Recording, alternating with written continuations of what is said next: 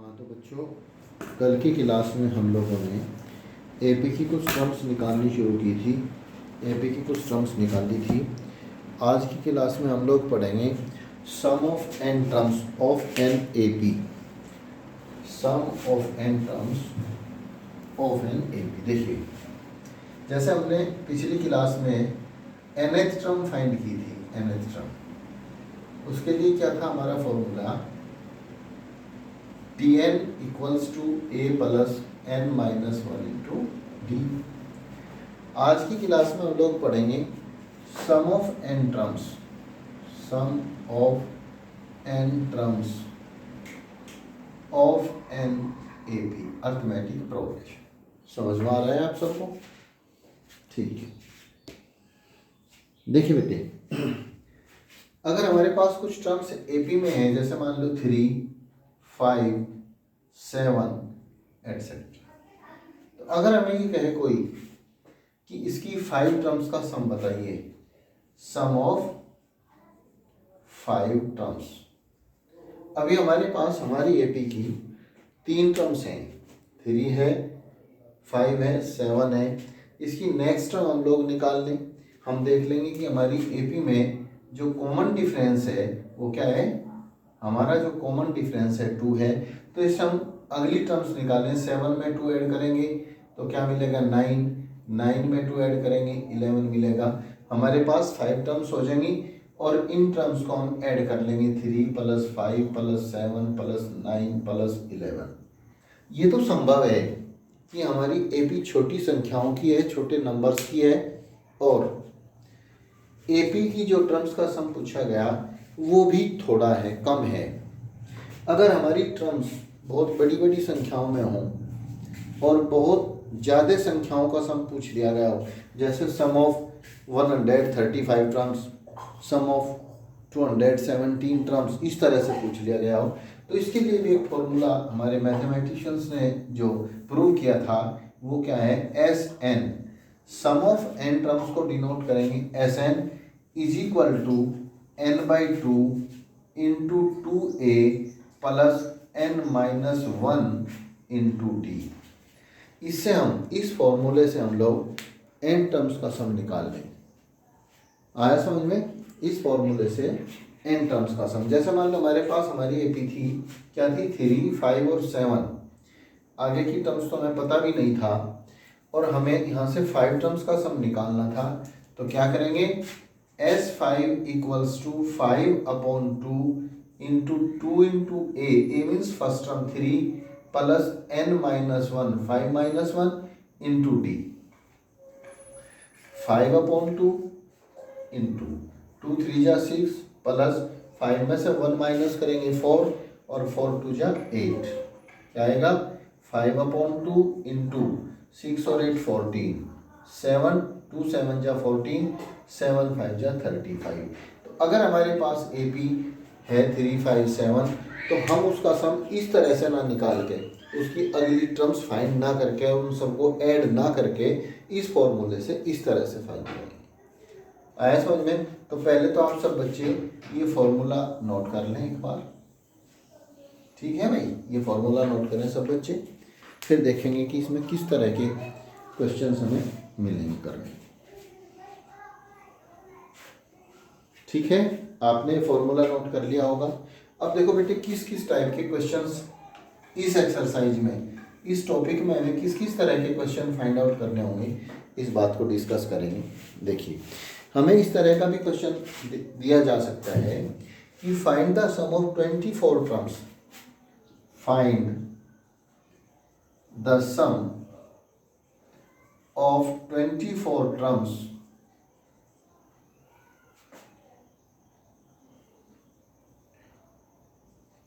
Of the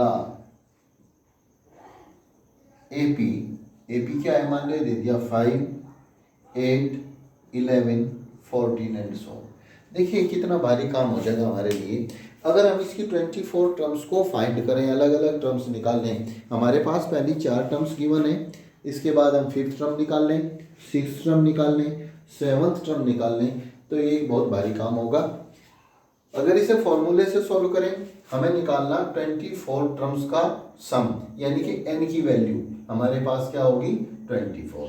हमारी AP में AP है 5, 8, 11, तो ए फर्स्ट टर्म हमारा है 5, डी क्या होगा कॉमन डिफरेंस, सेकंड टर्म में से फर्स्ट टर्म को माइनस करके पता कर लेंगे 3, n की वैल्यू हमें दी 24 हमें करना, तो हम निकाल लेंगे S24 is equal to A n/2, n means जितने नंबर हमें निकालना n/2 जिस नंबर तक हमें निकालना into 2a, n/2 into 2a, 2 into first term 5 है plus n-1 24 minus 1 into D, D क्या है आपका 3 है, तो क्या आएगा 2 से 24 डिस्कनेक्ट और डिवाइड हो जाएगा 12 इंटू 2 5 जा 10 प्लस 24 में से 1 माइनस करेंगे 23 और 23 को 3 से मल्टीप्लाई करेंगे तो 69, 12 इंटू 10 और 69 का सम करेंगे 79,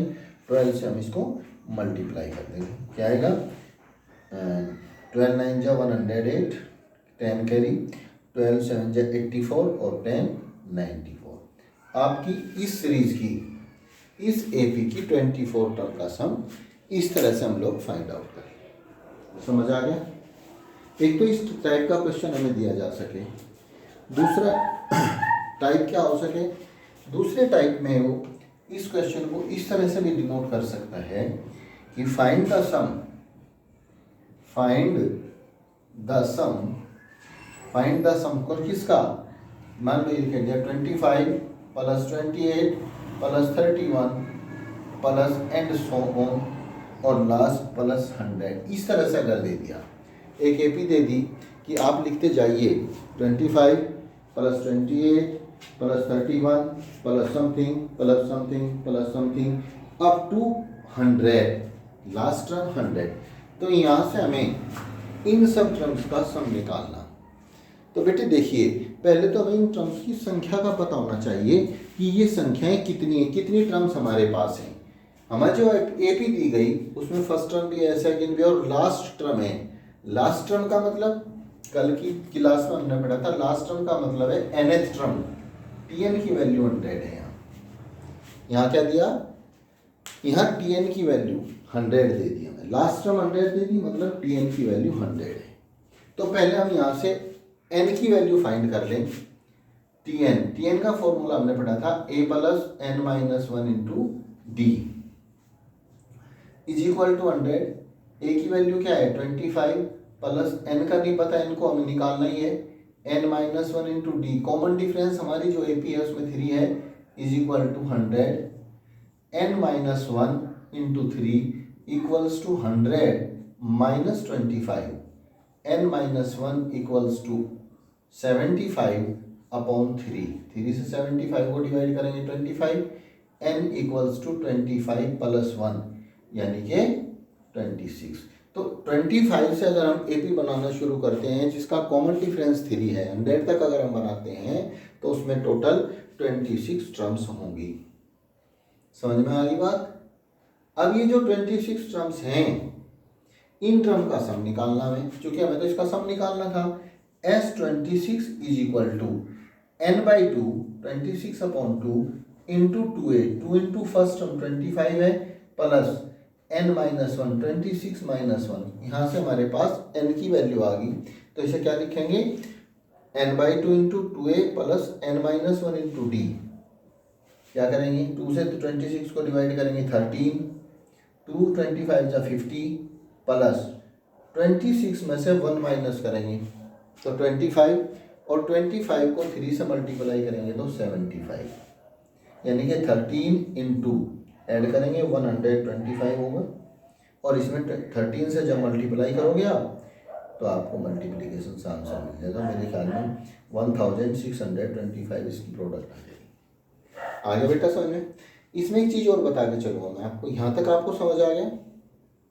देखो बच्चों, हमारे पास जो n टर्म के सम का फॉर्मूला है Sn is equal to n/2 into 2a plus n-1 into D है। समझ आए बात? अगर यहाँ से इसे थोड़ा सा सेपरेट कर लें, n/2 इंटू ये जो 2a है, 2a को अगर मैं a प्लस a से डिनोट कर दूं प्लस n-1 इंटू डी, तो शायद फॉर्मूले पे कोई फर्क नहीं पड़ा। और आप देखेंगे कि n/2 इंटू ए, और ये जो a के है इसका एक ग्रुप बना लूँ, a plus n-1 into D को मैं अलग से कर लूँ, a अलग छोड़ दूँ, तो a plus n-1 into D आपने पढ़ा था कि ये nth टर्म का फॉर्मूला है, tn का फॉर्मूला है। tn मीन्स लास्ट की जो टर्म है, n/2 इंटू ए प्लस लास्ट टर्म को किससे डिनोट करने के लिए बताया था, लास्ट टर्म को हम डिनोट कर लें n से, तो इसे हम यूं भी डिनोट कर सकें कि n/2 इंटू ए प्लस एल। तो Sn का एक फॉर्मूला ये भी यहाँ से निकल के आ जा, n/2 इंटू ए प्लस एल। किस कंडीशन में है, ये उस कंडीशन में है कि हमें फर्स्ट टर्म का भी पता हो और लास्ट टर्म का भी पता हो, तो हम सम इस फॉर्मूले से भी यूज कर निकाल सकें।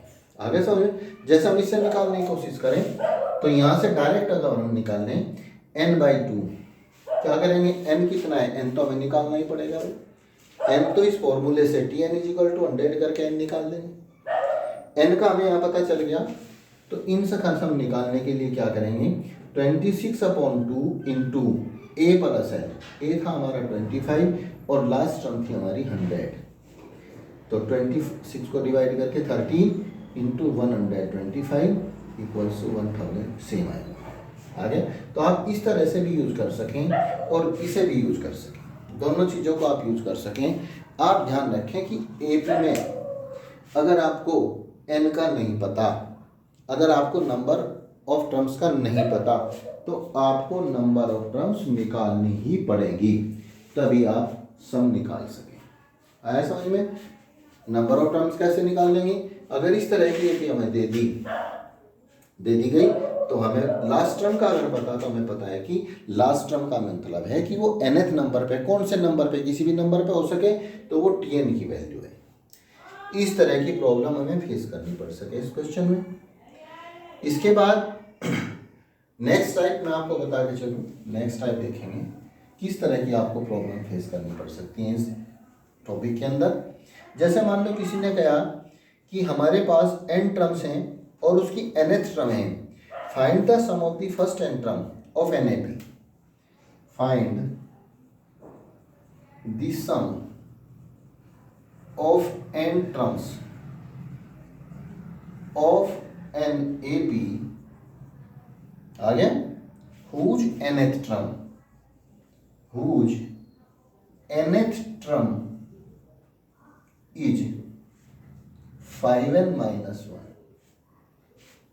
आ गया समझ में। और इसके बाद एक और कुछ जोड़ दे इसमें, फाइंड द सम ऑफ, इसकी इसी सीरीज की find the sum of first 20 terms, इसमें जोड़ दिया गया दूसरा, and find the sum of 20 terms. ये चीज जोड़ दी इसमें, क्या क्या कि एक एपी है हमारे पास कोई एपी है, उस एपी का nth टर्म, उस एपी की nth जो टर्म है वो 5n-1 है। तो उस एपी की आप n टर्म्स का सम बताओ, एक पार्ट आपका, दूसरे पार्ट में क्या कहा, उसी एपी का आप 20 टर्म का सम बताओ। देखो बेटे, हमने पिछली क्लास में बताया था आपको कि जब वो nth टर्म n की फॉर्म में दे दे, यानी कि tn की वैल्यू 5n-1 गिवन है यहाँ, tn equals to 5n-1 given है। जब nth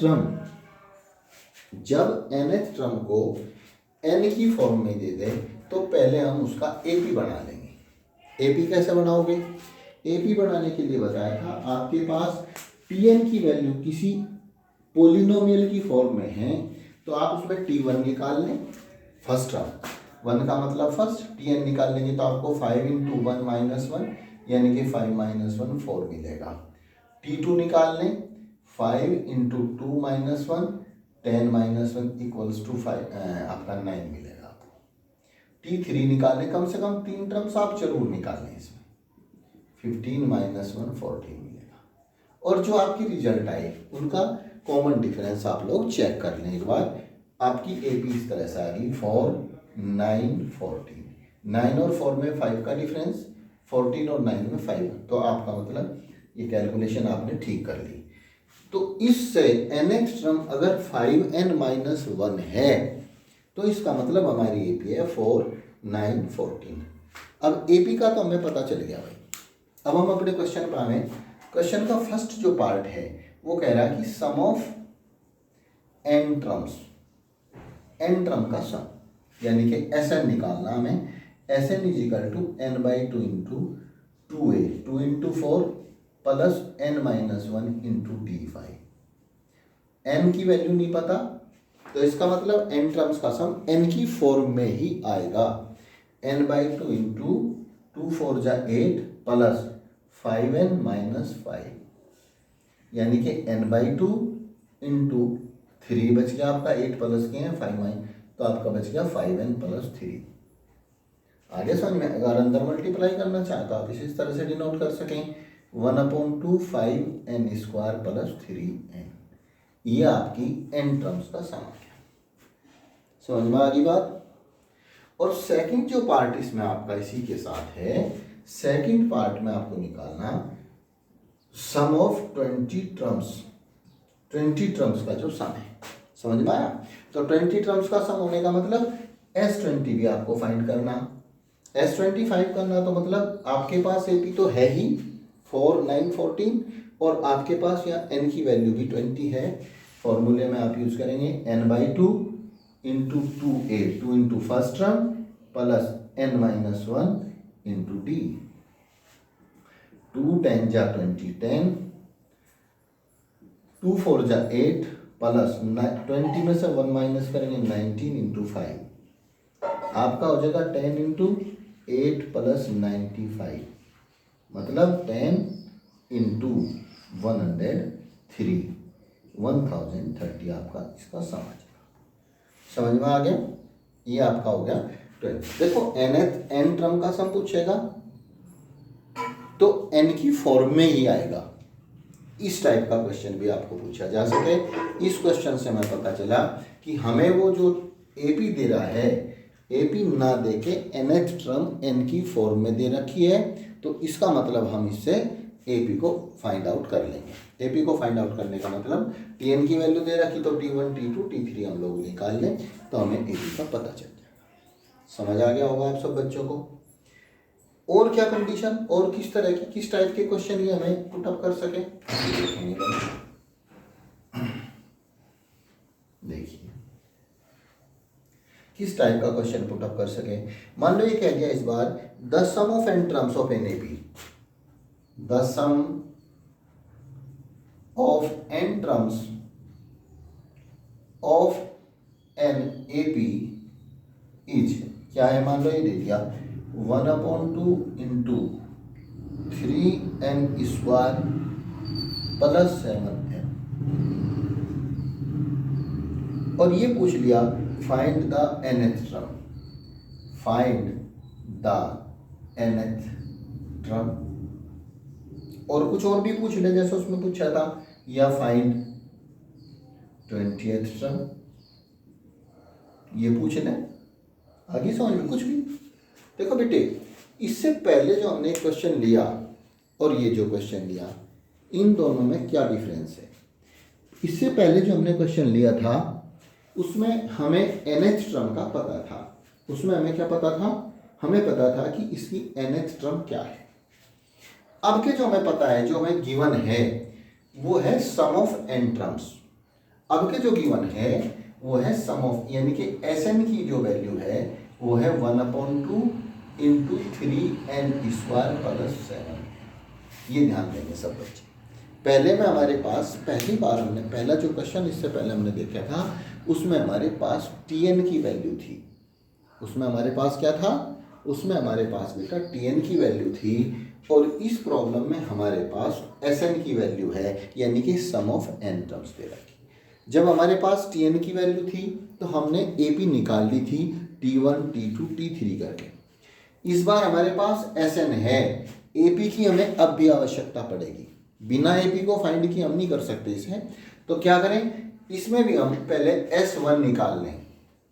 S1 1/2 इंटू 3 इंटू 1 का स्क्वायर प्लस 7 इंटू 1, मतलब 1/2 इन ब्रैकेट में क्या रहा 3 प्लस 7, मतलब 1/2 इंटू 5 10 यानी कि 5। हमने इसमें S1 निकाल लिया, S1 n की वैल्यू 1 दी। अब आप एक बार इसमें S2 भी निकाल लें। ये काम आपको AP फाइंड करने के लिए करना ही पड़ेगा। S2 कैसे निकाल लेंगे, 1/2 यानी कि n की वैल्यू अब 2 होगी, 3 इंटू 2 का स्क्वायर प्लस 7 इंटू 2, मतलब 1/2 इंटू 2 का स्क्वायर आपका 4, 4 3 जा 12 प्लस 14, तो आपका हो गया 1/2 इंटू 26 30। अब आप S3 और निकाल लें। S3 का मतलब n की वैल्यू आपने 3 ले ली, 1/2 इंटू 3 इंटू 3 की power 2 plus 7 into 2 3 sorry is equal to 1/2 into 3 का स्क्वायर 9 और 9 को 3 से मल्टीप्लाई करें 27 प्लस 7 3 जा 21, मतलब 1/2 इंटू 48 यानी कि 24। देखिए बेटे, जब आपने पिछला इससे पहला क्वेश्चन किया था उसमें आपके पास T1 की वैल्यू थी, T2 की वैल्यू थी, T3 की वैल्यू थी। T1 means first term, T2 means second term, T3 means third term. पर इस क्वेश्चन में आपके पास S1 है। S1 means sum of first term, S2 है यानी कि sum of first 2 terms, S3 है मतलब सम ऑफ फर्स्ट 3 टर्म्स है। देखिए S1 का मतलब है फर्स्ट टर्म का सम, और फर्स्ट टर्म का सम एक अकेली टर्म का सम क्या होगा, अकेली टर्म का सम तो अकेली टर्म ही होगी। जैसे हम कहें 7 का सम किसके साथ, किसी के साथ नहीं, तो 7 ही रहेगा। 8 का सम 8 ही रहेगा। तो जो फर्स्ट टर्म का हमारा सम होता है वो ही T1 होता है, S1 ही T1 होता है। तो आपकी फर्स्ट टर्म आपको यहां से फाइंड होगी 7, फर्स्ट सॉरी 5 है, यहाँ पर 5 है भाई। तो आपकी जो फर्स्ट टर्म है वो 5 होगी बेटा, ठीक है। अब आपके पास S2 है, यानी कि आपने दो टर्म्स को जोड़ रखा, पहली और दूसरी टर्म को आपने सम कर लिया, जोड़ लिया। आपने फर्स्ट टर्म को सेकंड टर्म में सम कर दिया, जोड़ दिया। तो जब आपने फर्स्ट टर्म को सेकंड टर्म में सम कर लिया तो आपके पास S2 आ गया। इसका मतलब फर्स्ट टर्म तो आपकी 5 थी, इसमें आपने क्या जोड़ दिया, जो आपके पास S2 आ गया। तो S2 में से अगर हम S1 को माइनस कर लें तो हमें सेकंड टर्म का, दूसरी टर्म का पता चलेगा। यानी कि अगर हम 13 माइनस 5 करेंगे 8, तो हमारी जो सेकंड टर्म है वो 8 है, फर्स्ट टर्म तो हमारी 5 है। जो S1 है वो ही फर्स्ट टर्म है, और S2 में से S1 को माइनस करके जो आएगा वो सेकंड टर्म है। S2 सेकंड टर्म नहीं, S2 तो पहली दो टर्म का सम है। इसी तरह से अगर आप S3 में से S2 को माइनस करेंगे तो आपके पास T3 आएगा, थर्ड टर्म। यानी कि अगर 24 में से आप 13 को माइनस करेंगे तो आपके पास आएगा थर्ड टर्म। S3 का मतलब आपने जो AP है आपकी, उसकी पहली 3 टर्म्स को जोड़ दिया, ऐड कर दिया। तो जब आप तीनों टर्म के सम में से पहली दो टर्म को हटा देंगे तो तीसरी टर्म का पता चल जाएगा। दो टर्म के सम में से पहली टर्म को हटा देंगे तो सेकंड टर्म का पता चल जाएगा। तो यहां आपकी AP आ गई बेटा 5 8 11 एंड सो। समझ में आ गया होगा। मैं एक बार फिर रिपीट कर रहा हूं आपके लिए। जब हमें nth टर्म का पता होगा तो nth टर्म का पता होने पे तो हम Tn की वैल्यू है वो T1 T2 T3 यानी कि n की वैल्यू 1 2 3 रखेंगे। जो हमें T1 मिलेगा वो हमारा फर्स्ट टर्म होगी, जो T2 मिलेगा वो सेकंड टर्म होगी, और जो T3 मिलेगा वो थर्ड टर्म होगी। और बेटे अगर हमारे पास Sn गिवन है, अगर हमें n टर्म का सम गिवन है तो वो इसका मतलब Sn की वैल्यू है। वहां से AP बनाने के लिए भी हम पहले S1 निकाल लेंगे, फिर S2 निकाल लेंगे, फिर S3 निकाल लेंगे। S1 का मतलब फर्स्ट टर्म का सम, फर्स्ट टर्म का सम कुछ नहीं, वही टर्म रहेगी केवल। तो इसका मतलब S1 तो खुद ही T1 होती है, हमेशा S1 ही T1 होती है। पर S2 T2 नहीं होता, दूसरी टर्म नहीं होती, बल्कि S2 में से जब S1 को माइनस करें तब हमारे पास T2 यानी कि सेकंड टर्म बचे। और इसी तरह से S3 में, तो आप इस तरह से करके इसमें से AP फाइंड कर लेंगे पहले। अब आपका क्वेश्चन जो भी कहे आप उसको सॉल्यूशन देंगे। फर्स्ट कंडीशन में इसने पूछ लिया फाइंड द nth टर्म यानी कि Tn is equal to A plus n minus 1 into D, मतलब 5 प्लस n माइनस 1 इंटू 3 यानी कि 5 प्लस 3n माइनस 3 यानी कि 3n प्लस 2। ये आपकी nth टर्म आ गई सेपी की। इसके इस सेकंड पार्ट में इसने पूछ लिया फाइंड 20th टर्म यानी कि T20। ये ध्यान रखना आपको क्या पूछा, सम पूछा तो Sn S20 S फलाना, और अगर nth टर्म पूछी तो Tn का यूज करेंगे। A plus n minus 1 into T यानी कि 5 प्लस 19 इंटू 3 यानी कि 5 प्लस 19 3 जा 57 यानी कि आपका ये आ गया 62। 20th टर्म जो होगी T20 वो होगी आपकी 62। समझ आ गया। इस टाइप के क्वेश्चंस भी आपको इस टॉपिक पे मिल करने पड़े। ठीक है भाई, एक ये तरीका हो सके, आ गया। और क्या टाइप हो सके नेक्स्ट टाइप पे हम डिस्कस करेंगे, और अगली टाइप क्या हो सके इस प्रॉब्लम्स के साथ देखेंगे।